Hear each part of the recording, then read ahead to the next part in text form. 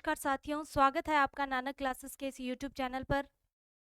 जैसा कि कल हमने बायो का एक टॉपिक स्टार्ट किया था, कोशिका, जिसे इंग्लिश में कहते हैं सेल। कल कोशिका के बारे में हमने थोड़ा सा सामान्य जानकारी प्राप्त की थी। कोशिका की खोज किसने की, कोशिका के लिए सिद्धांत दिया, कोशिका के हमने देखा कि सजीव जगत के अंदर सबसे बड़ी कोशिका कौन सी है, सबसे लंबी कौन सी है और सबसे छोटी कोशिका कौन सी है। उसके बाद हमने कोशिका की संरचना के लिए एक आउटलाइन डायग्राम बनाया था। उस आउटलाइन डायग्राम के अंदर हमने क्या देखा था, आज उसी को दोबारा वहीं से कंटिन्यू करेंगे। सेल सेल के दो पार्ट हमने देख लिए। पहला है कोशिका आवरण,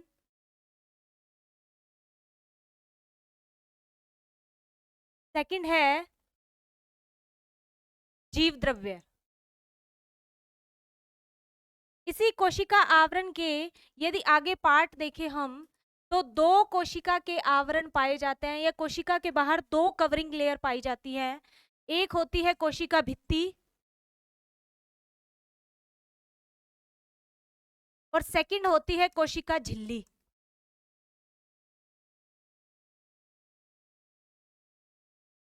ठीक है। अब नेक्स्ट बात करें जीव द्रव्य की, तो जीव द्रव्य के अंदर हम देखें, जीव द्रव्य में एक आता है कोशिका द्रव्य और सेकंड है केंद्रक, न्यूक्लियस। कोशिका द्रव्य के अंदर कोशिकांग पाए जाते हैं। कोशिकांग के बारे में कल मैंने बताया था आपको कि जिस तरह से हमारे शरीर के अंग होते हैं, जैसे लंग्स है, किडनी है, लंग्स, किडनी, हार्ट, जैसे हमारे शरीर के अंग हैं, उसी तरह से कोशिका के अंदर भी खुद के अंग पाए जाते हैं जिन्हें कोशिकांग कहते हैं। ये कोशिकांग जब अच्छे से वर्क करते हैं तो प्रॉपर एक कोशिका अपने कार्य को सही करती है। जब कोशिकाएं अपने कार्यों को सही से करती हैं, तभी एक हम कहें कि ऑर्गन काम करते हैं, ऑर्गन सिस्टम काम करते हैं और एक जीव का काम या जीव का एक शरीर जो प्रॉपरली है वो अपने फंक्शंस को क्या करता है, पूरा करता है। कोशिकांग के अंदर हमने देखे थे कुछ कोशिकांग जो होते हैं वह बिना झिल्ली के होते हैं और कुछ कोशिकांग होते हैं वह एकल झिल्ली युक्त होते हैं, सिंगल मेम्ब्रेन। और कुछ होते हैं जो दोहरी झिल्ली वाले होते हैं। दोहरी झिल्ली वाले मतलब डबल मेम्ब्रेन ऑर्गन। अब डबल मेम्ब्रेन के अंदर हमने एग्जाम्पल्स देख लिए थे। कौन से एग्जाम्पल्स थे कि माइटोकॉन्ड्रिया,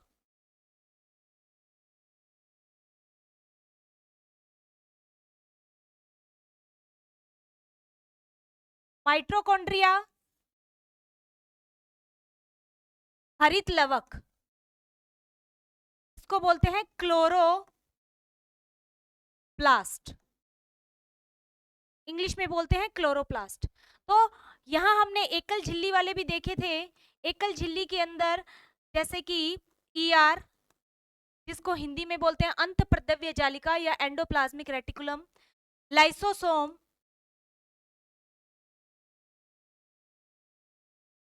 रिक्तिका, वैक्यूल। तो कुछ ये एग्जाम्पल्स हमने देख लिए थे। गोल्जी काय,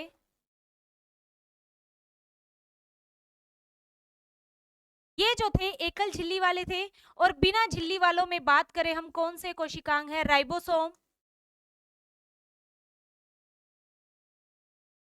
राइबोसोम के बाद तारक काय, तारक काय को इंग्लिश में बोलते हैं सेंट्रोसोम। ये हमने आउटलाइन देखी थी। अब इसी आउटलाइन के अकॉर्डिंग हम क्या करेंगे, कोशिका की संरचना का अध्ययन करेंगे। सबसे पहले हम कोशिका के आवरण के बारे में पढ़ेंगे कि कोशिका के बाहर, कोई भी कोशिका है उसके बाहर कौन कौन सी कवरिंग लेयर पाई जाती है या आवरण पाए जाते हैं। अब कोशिका भित्ति, कोशिका झिल्ली, फिर हम पढ़ेंगे जीव द्रव्य के बारे में। फिर यहाँ से एक एक करके हम क्या करेंगे, सभी कोशिकांगों के बारे में अध्ययन। तो नेक्स्ट स्लाइड में हम देखेंगे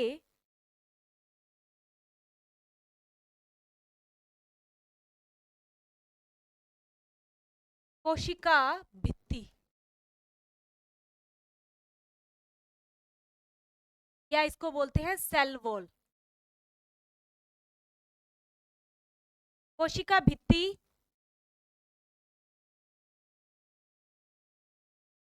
सेल वॉल।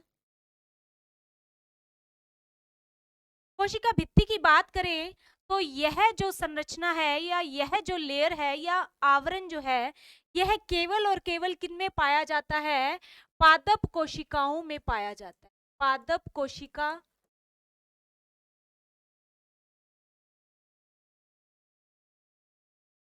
में पाई जाती। कल की क्लास में मैंने आपको एक डायग्राम दिखाया था जिसमें एक एनिमल सेल थी और एक क्या थी? प्लांट सेल थी। एनिमल सेल मतलब जंतु कोशिका और प्लांट सेल मतलब पादप कोशिका। पादप जिन कोशिकाओं से मिलकर बनते हैं उन्हें हम पादप कोशिकाएं कहते हैं। तो पादप कोशिकाओं का यह मुख्य हम कहें गुण है कि उनके चारों तरफ एक एक्स्ट्रा लेयर पाई जाती है, कंपैरिजन में हम बात करें एनिमल सेल के। और वह एक्स्ट्रा लेयर क्या होती है? सेल वॉल होती है या कोशिका भित्ति होती है। तो पादप कोशिका में पाई जाती है, यह जंतु कोशिका में नहीं पाई जाती। और अब बात करें कि पादप कोशिका की खोज किसने की, तो इसकी खोज की थी रॉबर्ट हुक ने।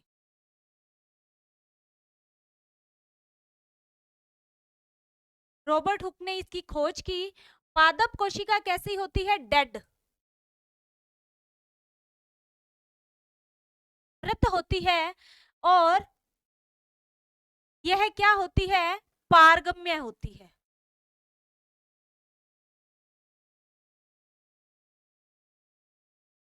पारगम्य मतलब परमेबल। पारगम्य मतलब क्या हो गया कि मान लीजिए यहाँ पर मैंने एक पादप कोशिका बना दी और इस पादप कोशिका के चारों तरफ यहाँ पर एक इसकी एक्स्ट्रा लेयर है जो पादप सॉरी कोशिका भित्ति बनाई। इसी के साथ एक और पादप कोशिका बनी हुई है और इस पादप कोशिका के बाहर भी क्या है? यहाँ पर कोशिका भित्ति बनी हुई है। अब परमिएबल का मतलब क्या होता है? यहाँ से दोनों कोशिकाओं में पदार्थों का या हम कहें कार्बनिक पदार्थों का क्या होगा? आवागमन हो सकता है, आवाजाही हो सकती है। सभी तरह के पदार्थों को यह अपने अंदर और अपने से बाहर जाने के लिए क्या देती है? अनुमति देती है। इसलिए इसको बोलते हैं परमिएबल या पारगम्य होती है।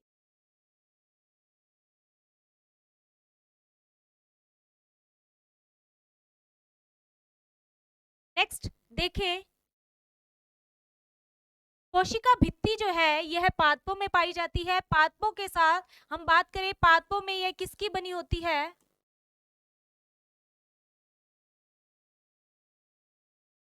सेल्यूलोज की बनी होती।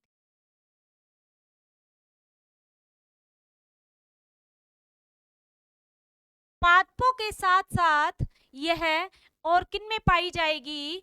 तो यह बैक्टीरिया में भी पाई जाती है, यह जीवाणु में भी पाई जाती है, यह शैवाल में भी पाई जाती है, यह कवक या फंगस में भी पाई जाती है। और डाइटम्स, डाइटम्स क्या है? ये भी शैवाल है। कैसे शैवाल है? भूरे शैवाल। अब देखो, प्लांट्स के अंदर यह किसकी बनी हुई होती है? सेल्यूलोज की। लेकिन यदि बात करें हम जीवाणु के अंदर, तो जीवाणु के अंदर यह किसकी बनी होगी? पेप्टिडोग्लाइकेन।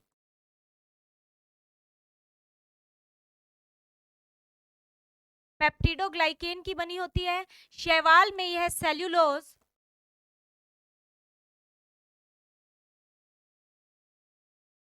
प्लस हेमीसेल्यूलोज की बनी होती है। कवक में यह काइटिन की बनी होती है। इंपॉर्टेंट है ये, काफी बार पूछा जाता है कि कवकों के अंदर या कवक की कोशिका भित्ति किसकी बनी होती है? तो काइटिन की बनी। देखो, तीन शब्द आते हैं जो कंफ्यूज करते हैं। पहला है काइटिन, यहाँ पे लिखते हैं हम काइटिन। सेकंड होता है किरेटिन और थर्ड होता है बीटा कैरोटीन। ये तीन शब्द जो हैं कंफ्यूजिंग से लगते हैं। हम देखें काइटीन क्या है, तो काइटीन आवरण है किनका? कवकों का, या हम कहें कवकों की कोशिका भित्ति है। और किरेटीन क्या है? किरेटीन यहाँ पर एक मृत प्रोटीन है जो कहाँ पाया जाता है, यहाँ लिख देते हैं, हमारे नाखून व बालों में।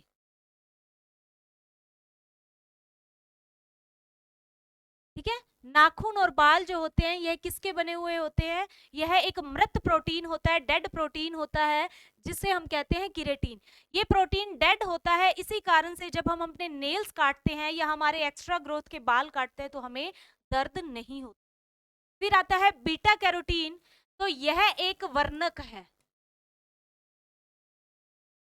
वर्णक क्या होते हैं? जो किसी भी अन्य पदार्थ को रंग प्रदान करते हैं।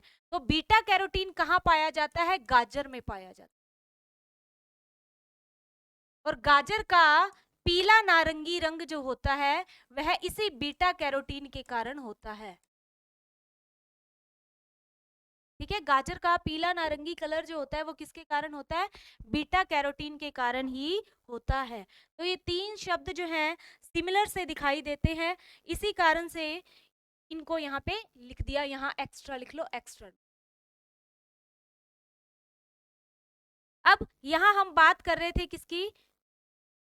कोशिका भित्ति की। तो कवक के अंदर जो कोशिका भित्ति पाई जाती है कैसी होती है? काइटिन की बनी होती है। डाइटम्स जिन्हें भूरे शैवाल कहते हैं, इनकी कोशिका भित्ति किसकी बनी होगी? सिलिका की।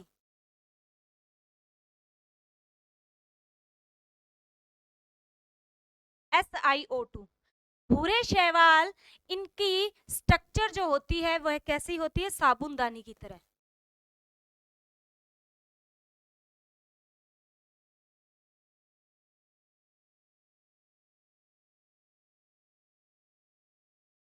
साबुनदानी की जिस तरह से सोप केस होती है इस तरह से खुलती है, बंद होती है, बीच में हम क्या रखते हैं? सोप रखते हैं। तो साबुनदानी की तरह इनकी क्या होती है? स्ट्रक्चर होती है। और इनकी कोशिका भित्ति किसकी बनी हुई होती है? हम कह सकते हैं कि सिलिका की बनी।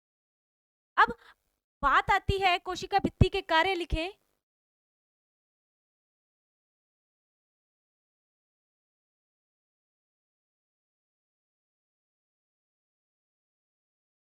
तो यहाँ हम कार्य लिख सकते हैं कोशिका भित्ति के। तो यह सुरक्षा का कार्य करती है। प्लांट्स के अंदर यह एक्स्ट्रा लेयर के रूप में पाई जाती है। यहाँ कहें जंतु कोशिका से एक अधिक कवरिंग या आवरण पादप कोशिकाओं में पाया जाता है। तो इसका क्या कार्य है? मुख्य कार्य सुरक्षा को, सुरक्षा प्रदान करना। क्यों भगवान ने एक एक्स्ट्रा कवर या लेयर पादप कोशिका के चारों तरफ पाई बनाई है? क्योंकि हम जो हैं या जीव जो हैं, इनका शरीर क्या है? कंकाल तंत्र के ऊपर या कंकाल तंत्र से बना हुआ है। हमें क्या है कि एक्स्ट्रा, मतलब कि एक्स्ट्रा सुरक्षा की जरूरत नहीं है, बजाय कंपैरिजन में बात करें पादप कोशिकाओं के, क्योंकि पादप या प्लांट्स जो होते हैं वो अपनी सुरक्षा अपने आप नहीं कर सकते। जैसे आंधी, बारिश और इन सबों के या इन सभी के प्रभाव से बचने के लिए कोशिका भित्ति इनकी क्या करती है? सुरक्षा का काम करती है। नेक्स्ट लिखेंगे कोशिका झिल्ली।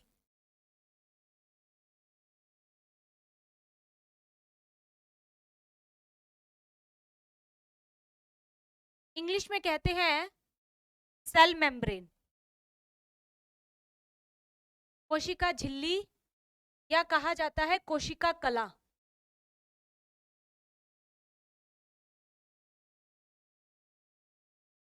इंग्लिश में कहते हैं सेल मेम्ब्रेन।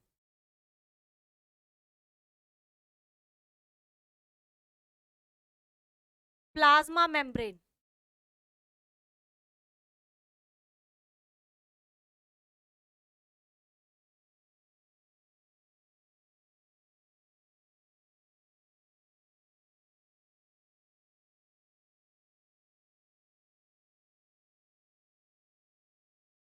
अब सेल मेम्ब्रेन जो है हम कह सकते हैं कि यह पादप कोशिका का दूसरा आवरण है, लेकिन जंतु कोशिका का क्या है, पहला आवरण है। यहां लिखेंगे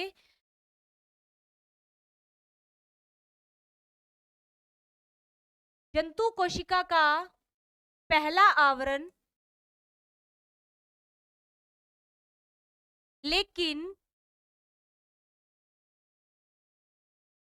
पादप कोशिका का सेकंड आवरण है, क्योंकि पहला वहां पे क्या पाया जाता है, कोशिका भित्ति होती है। अब कोशिका झिल्ली हम कहें कैसी होती है, तो यह जीवित होती है।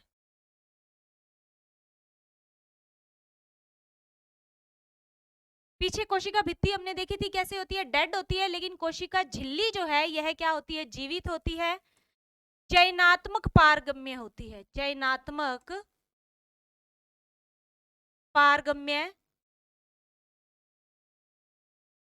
होती है। इंग्लिश में कहेंगे सेमी परमिएबल होती है, या हम कहें सिलेक्टिव परमिएबल होती है।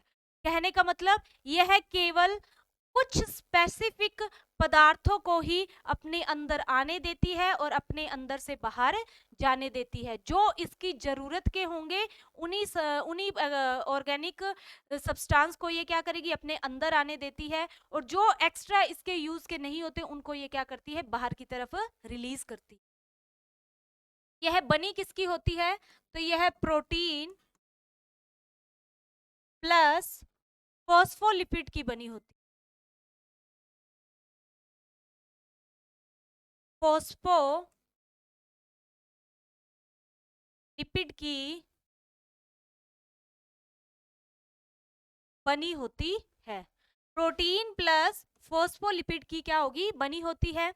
अब कोशिका झिल्ली के बारे में हम कहें एक सर्वमान्य मॉडल दिया गया,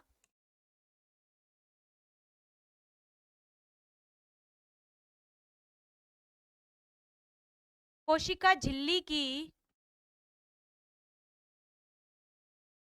संरचना के लिए एक सर्वमान्य मॉडल दिया गया, किसके द्वारा, तो दो साइंटिस्ट हैं, सिंगर व निकोलसन, जिन्होंने कोशिका झिल्ली की संरचना के लिए एक मॉडल दिया कि इसकी संरचना या कोशिका झिल्ली की संरचना किस तरह से है। तो यहाँ पर जो मॉडल दिया उस मॉडल का नाम क्या है, नाम लिखेंगे हम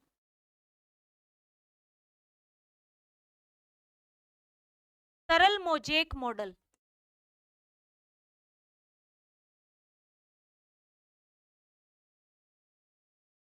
किस तरह से, क्या था मॉडल, तो इन्होंने कहा कोशिका झिल्ली की संरचना में इस तरह से दो लेयर्स होती हैं।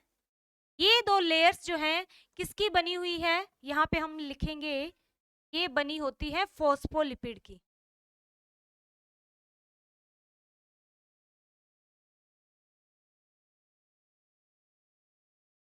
या हम कह सकते हैं किसकी बनी है, वसा की। और बीच में यहां पर क्या पाया जाता है, प्रोटीन पाया जाता, यहां प्रोटीन की लेयर है।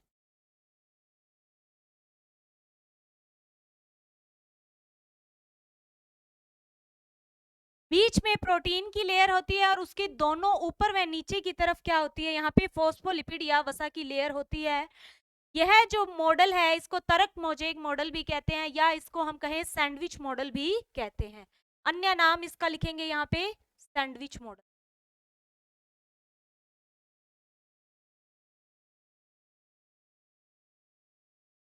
क्योंकि सैंडविच की स्ट्रक्चर सभी को पता है, या सैंडविच सबने देखा हुआ है किस तरह से होता है, दो बंस के बीच में क्या होती है, एक आलू की टिक्की होती है। उसी तरह से इसकी संरचना भी क्या है, ऐसे ही। अब यहाँ पे हमने देखा कोशिका झिल्ली क्या है, हम कहें जंतु कोशिका का तो पहला आवरण है, लेकिन पादप कोशिका का क्या है, सेकंड आवरण है। यह जीवित होती है, यह चयनात्मक पारगम्य होती है, यह प्रोटीन और फॉस्फोलिपिड या हम कहें प्रोटीन और वसा की बनी हुई होती है। यहाँ पर यदि हम बात करें कि संरचना के लिए जो मॉडल दिया गया क्या था, तरक मोज़ेक मॉडल किसने दिया, सिंगर व निकोलसन ने दिया। किस तरह की लेयर बताई इन्होंने, कैसी संरचना बताई, 2 लेयर्स जो होंगी वो वसा की या फॉस्फोलिपिड की होगी और बीच में क्या होगी, प्रोटीन की लेयर होगी। नेक्स्ट हम पढ़ेंगे इसके बाद जीव द्रव्य।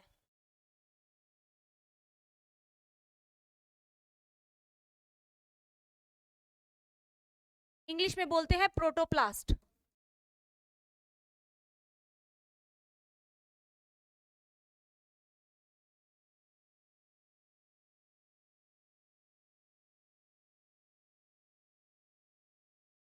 प्रोटोप्लास्ट जो है या हम कहें प्रोटोप्लास्ट की खोज किसने की, प्रोटोप्लास्ट की खोज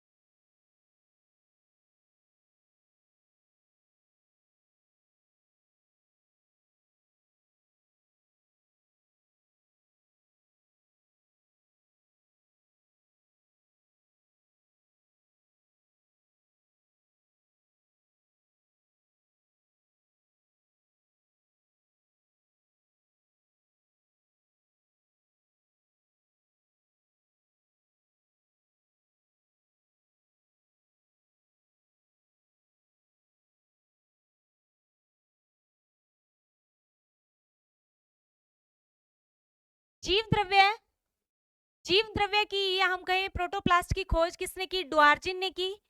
नाम दिया था उन्होंने सारकोड। जीव द्रव्य को क्या नाम दिया था, सारकोड नाम दिया।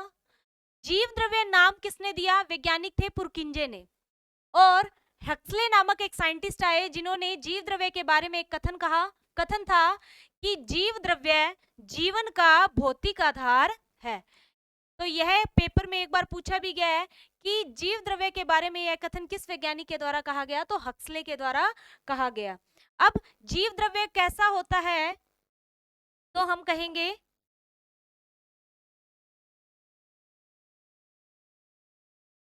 जीव द्रव्य पारदर्शी, रंगहीन वह कणिकामय पदार्थ होता है। जेली लाइक होता है, ये कणिकामय पदार्थ है।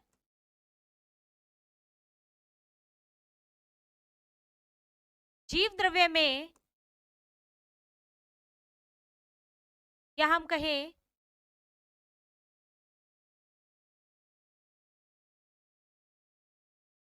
झिल्ली रहित, जीव द्रव्य किसे कहा जाता है, झिल्ली रहित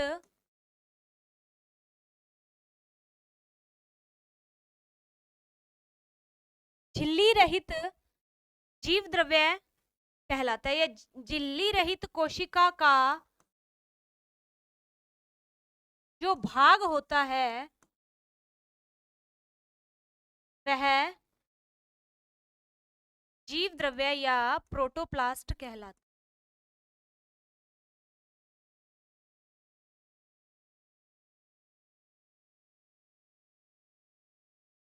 कैसे, मान लीजिए ये हमारे पास एक कोशिका है। इस कोशिका के चारों तरफ 2 लेयर है जिसको हम कोशिका भित्ति या कोशिका झिल्ली भी साथ में कहते हैं। अब इसके अंदर यहाँ पर जो कणिकामय पदार्थ होता है, ये इस तरह से जो कणिकामय पदार्थ है, पारदर्शी पदार्थ है। अब इसी कोशिका के अंदर कोशिकांग भी पाए जा रहे हैं और यहाँ पर हमने एक केंद्रक भी बना दिया। अब जीव द्रव्य क्या कहलाएगा इसको हटाएं, इसको क्या कर दें, हटा दें, आवरण हटा दें, दो पार्ट बचता है। क्या बचा यहाँ पे, कोशिका द्रव्य बच गया, यहाँ पे ये क्या है, कोशिका द्रव्य, और साथ में क्या बचा, न्यूक्लियस, या हम कहें केंद्रक। केंद्रक के अंदर भी एक जेली लाइक स्ट्रक्चर होती है, या हम कहें एक पारदर्शी पदार्थ होता है जिसे न्यूक्लियोप्लाज्म कहते हैं।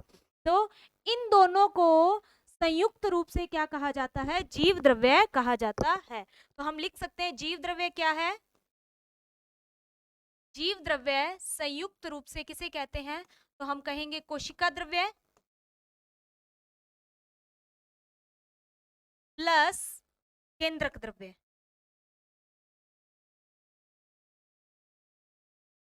यहाँ पे इसको इंग्लिश में यदि मेंशन करें तो protoplasm is equals to cytoplasm plus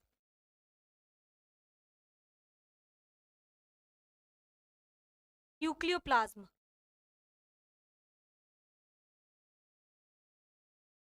तो ये हो गया यहाँ पर जीव द्रव्य।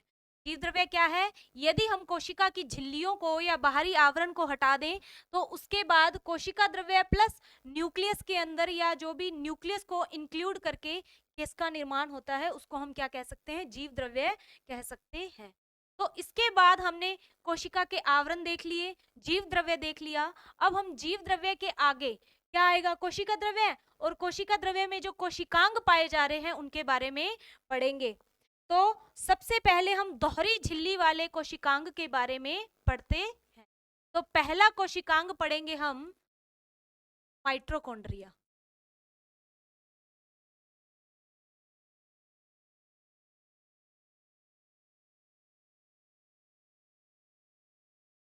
हिंदी में कहते हैं सूत्रकणिका।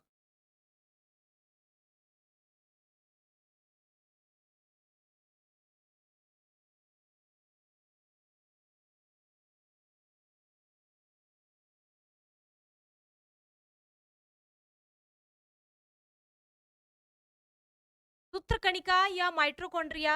तो माइटोकॉन्ड्रिया के बारे में सबसे पहले हम देखेंगे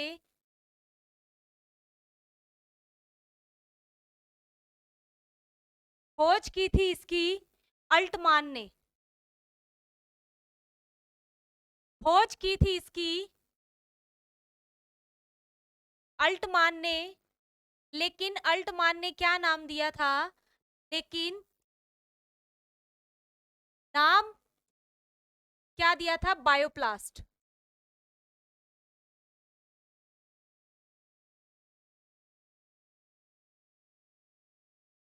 बायोप्लास्ट नाम दिया। माइटोकॉन्ड्रिया का माइटोकॉन्ड्रिया नाम जो है किसने किया था, बेंडा ने। नामकरण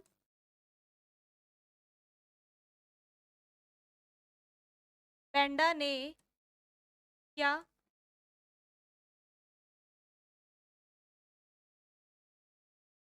माइटोकॉन्ड्रिया का यदि हम देखें अन्य नाम,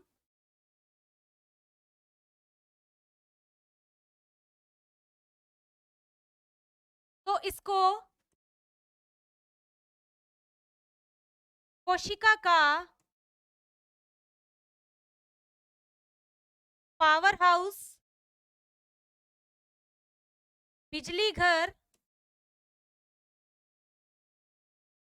चूल्हा घर और शक्ति ग्रह भी कहते हैं।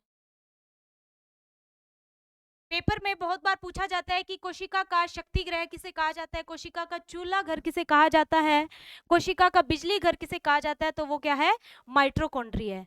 अब यदि माइटोकॉन्ड्रिया के कार्य की बात करें,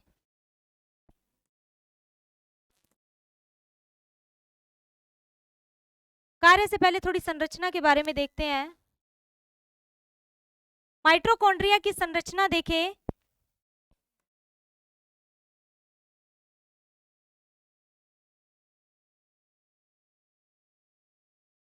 ये माइटोकॉन्ड्रिया क्या है, डबल लेयर होता है, या हम कहें दोहरी झिल्ली वाला कोशिकांग होता है।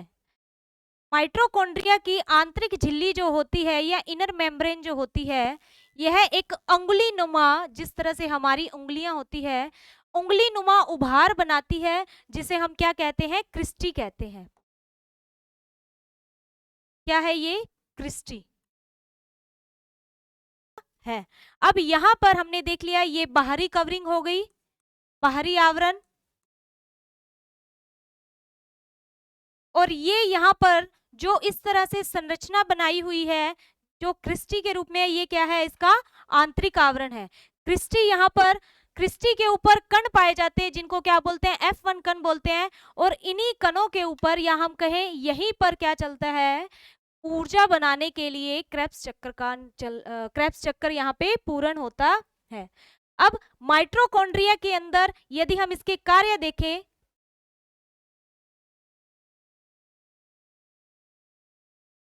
तो माइटोकॉन्ड्रिया का क्या कार्य है, तो यह ऊर्जा का निर्माण करता है, कोशिका के लिए ऊर्जा का निर्माण करता है।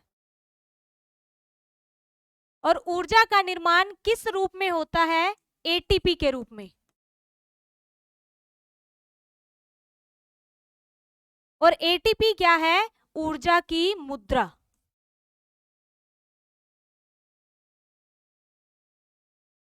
यदि एटीपी के फुल फॉर्म की बात करें तो फुल फॉर्म क्या होगी, एडिनोसिन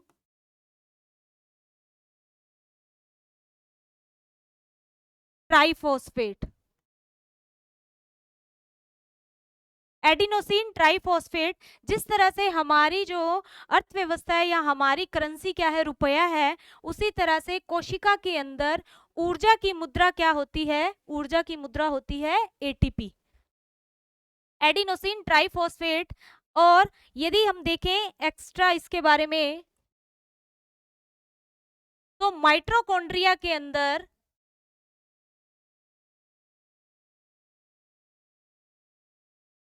माइटोकॉन्ड्रिया में स्वयं का डीएनए व राइबोसोम पाया जाता है,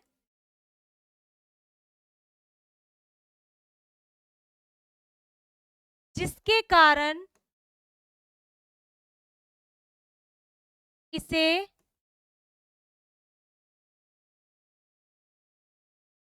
अर्ध स्वायत्त शासी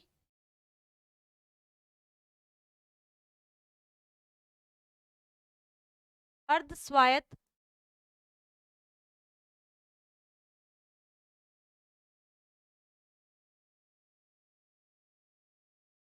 अंग भी कहते हैं।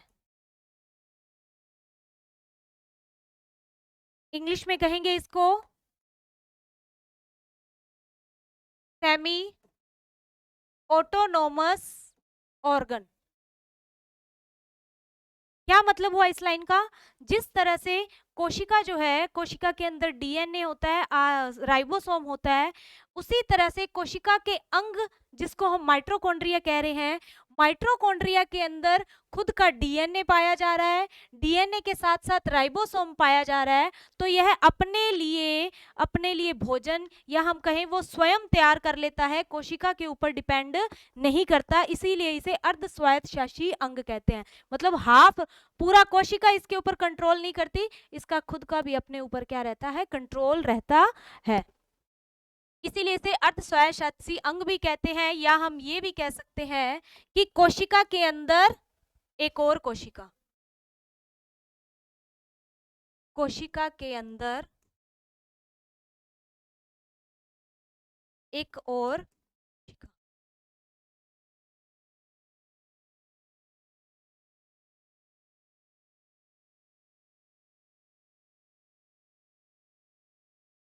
के रूप में यह रहता है।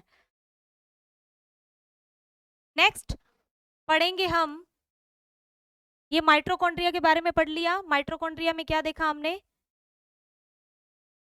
खोज अल्टमान ने की, इसकी नामकरण किसने किया था, बेंडा ने किया। अन्य नाम है इसे कोशिका का पावर हाउस, बिजली घर, चूल्हा घर या शक्ति ग्रह कहते हैं। कार्य इसका क्या है, तो यह ऊर्जा का निर्माण करता है, और ऊर्जा का निर्माण किस रूप में करेगा, एटीपी के रूप में। एटीपी क्या है, ऊर्जा की मुद्रा है, और इसकी फुल फॉर्म क्या है, एडिनोसिन ट्राइफॉस्फेट। यदि इसकी स्ट्रक्चर की बात करें तो इसकी स्ट्रक्चर जो है, इसका दोहरा आवरण होता है। आंतरिक आवरण जो है वो झिल्ली जो है या आंतरिक झिल्ली है, अंगुली नुमा प्रवर्ध बनाती है या उभार बनाती है, जिन्हें क्रिस्टी कहते हैं। क्रिस्टी के ऊपर कण पाए जाते हैं जिन्हें ऑक्सीसोम या हम कहें F1 कण कहते हैं। और यहाँ पर राइबोसोम पाए जाते हैं। राइबोसोम किस तरह के पाए जाते हैं? तो 70S प्रकार के। हम आगे राइबोसोम में पढ़ेंगे। राइबोसोम दो तरह के होते हैं, 70S और 80S। 70S तरह के राइबोसोम पाए जाते हैं। इनमें स्वयं का डीएनए भी पाया जाता है, जिसके कारण से यह एक अर्धस्वायशासी अंग होता है और इसको कोशिका के अंदर कोशिका का नाम भी दिया गया है। नेक्स्ट, इसके बाद हम पढ़ेंगे दोहरी झिल्ली के अंदर हरित लवक, इंग्लिश में कहते हैं क्लोरोप्लास्ट।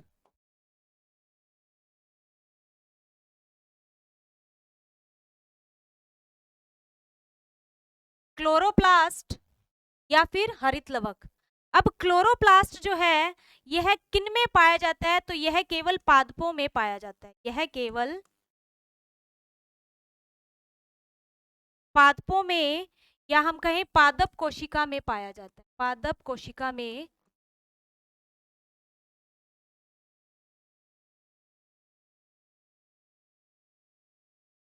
पाया जाता है।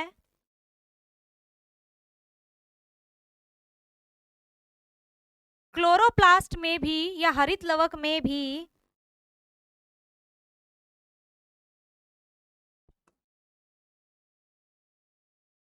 इसकी खोज किसने की थी? सबसे पहले खोज लिखेंगे।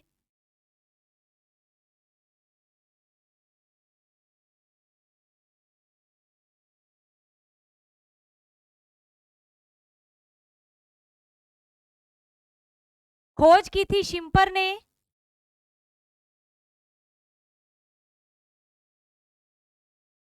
नामकरण किया था हैकल ने।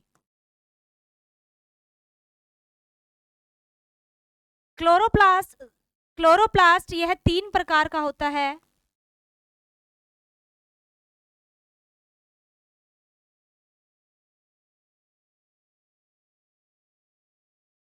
पहला है क्रोमोप्लास्ट, सेकंड है ल्यूकोप्लास्ट, थर्ड है क्लोरोप्लास्ट। क्रोमोप्लास्ट को हिंदी में क्या कहेंगे? वर्णी लवक।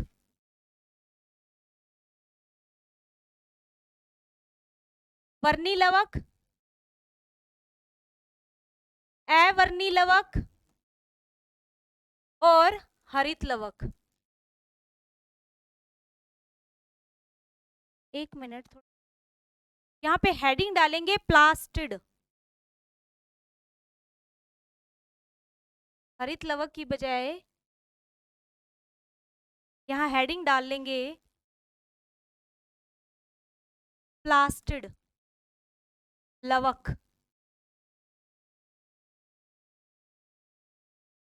थोड़ा सा इसको सही कर लेना। हेडिंग है प्लास्टिड या लवक। प्लास्टिड का एक भाग होता है हरित लवक।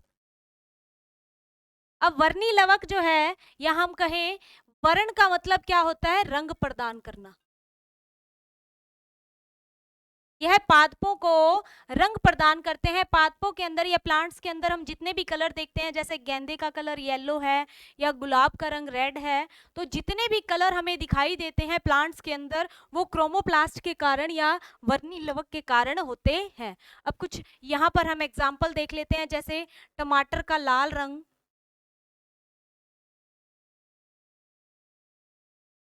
तो किसके कारण होता है? लाइकोपीन के कारण। बैंगनी रंग एंथोसाइनिन के कारण।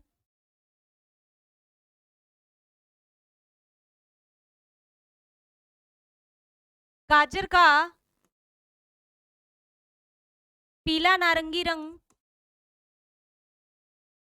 बीटा कैरोटीन के कारण।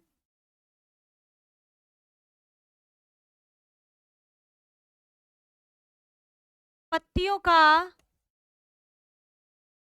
पीला भूरा रंग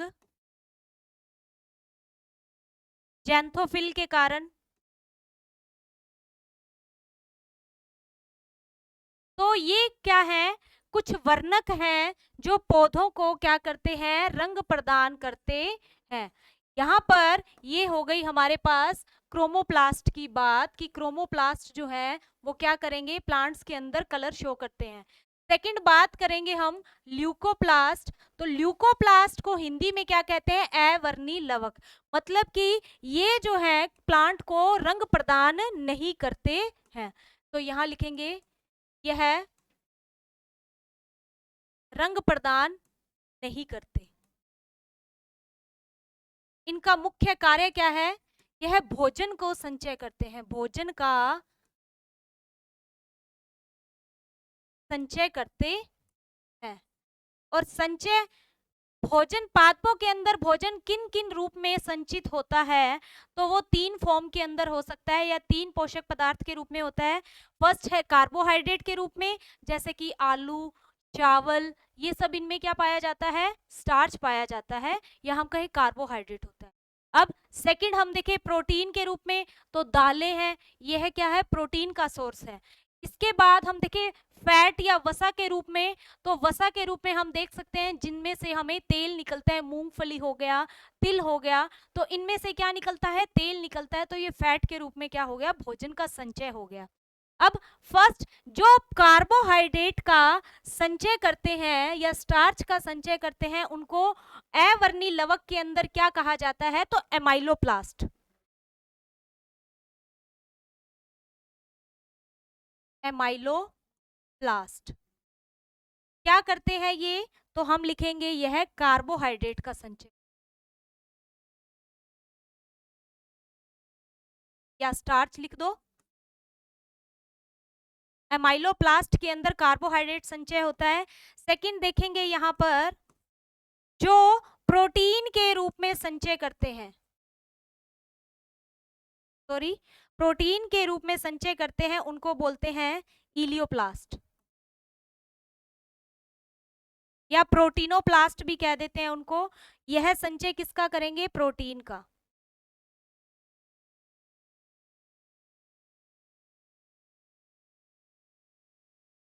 थर्ड नंबर पे हम देखते हैं जो वसा का संचय करते हैं।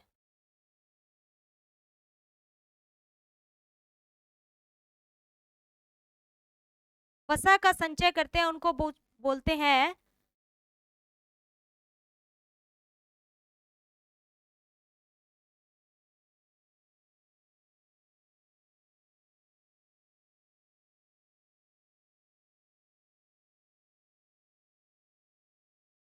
एल्यूरोप्लास्ट, और यहां आएगा एमाइलोप्लास्ट।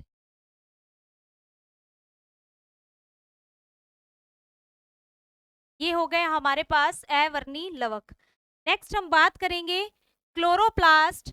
तो क्लोरोप्लास्ट जो है, यहाँ क्लोरो का मतलब क्या है, क्लोरो का हरित लवक, क्योंकि क्लोरोप्लास्ट जो है यह पत्तियों के हरे रंग के लिए उत्तरदायी होता है। तो यहाँ हम लिख लेंगे यह पत्तियों के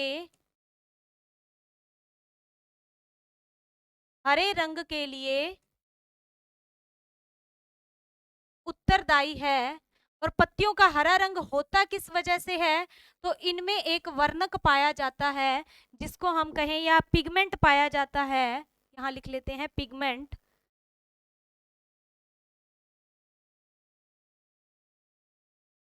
जिसको कहते हैं क्लोरोफिल। और क्लोरोफिल जो है यह क्या है, पत्तियों को हरा रंग प्रदान करता है। यदि पूछ लिया जाए क्लोरोफिल के अंदर कौन सी धातु पाई जाती है, तो मैग्नीशियम धातु।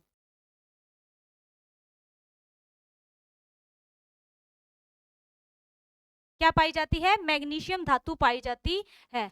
और क्लोरोप्लास्ट को या हरित लवक को क्या कहा जाता है, रसोई घर, कोशिका का रसोई घर।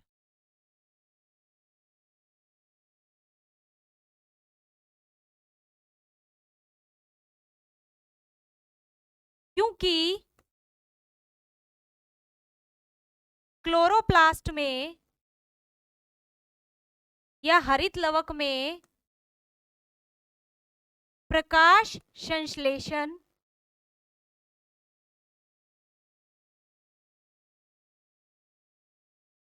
की क्रिया द्वारा प्लांट्स अपना भोजन बनाते हैं।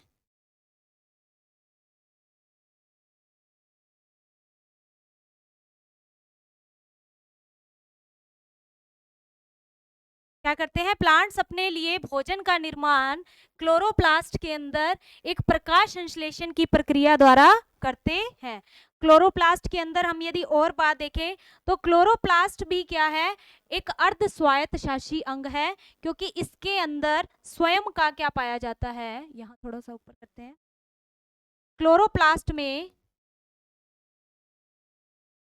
स्वयं का डीएनए व राइबोसोम पाए जाते हैं। राइबोसोम पाए जाते हैं, जिससे यह अर्ध स्वायत्तशासी अंग है।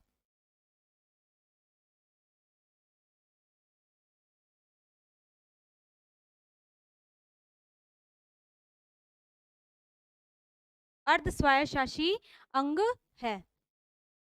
तो यहां पर हम देखें कि प्लास्टिड के अंदर हमने देख लिया 3 तरह के प्लास्टिड हैं, वर्णी लवक, अवर्णी लवक, हरित लवक। वर्णी लवक जो वर्ण को या पत्तियों को या सॉरी प्लांट्स को क्या करते हैं? रंग प्रदान करते हैं। ये कुछ वर्णी लवक के हमने एग्जाम्पल लिख लिए या वर्णकों के एग्जाम्पल लिखे हैं। ल्यूकोप्लास्ट जो भोजन का संचय करते हैं, यहाँ पर कार्बोहाइड्रेट का संचय करते हैं, प्रोटीन का और वसा का। फिर हरित लवक जो है यह पत्तियों में हरे रंग के लिए उत्तरदायी है, क्योंकि इसके अंदर पिगमेंट पाया जाता है जिसे क्लोरोफिल कहते हैं। क्लोरोफिल जो है इसके अंदर धातु पूछ ली जाए तो मैग्नीशियम होती है।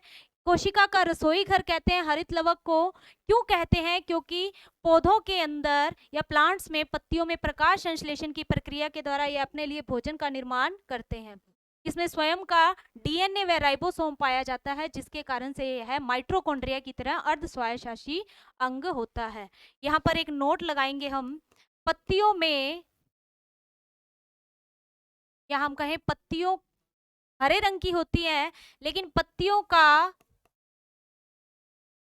हरा रंग जब गायब हो जाता है, पीला रंग आ जाता है, तो यह प्रक्रिया क्या कहलाती है? रंजकहीनता।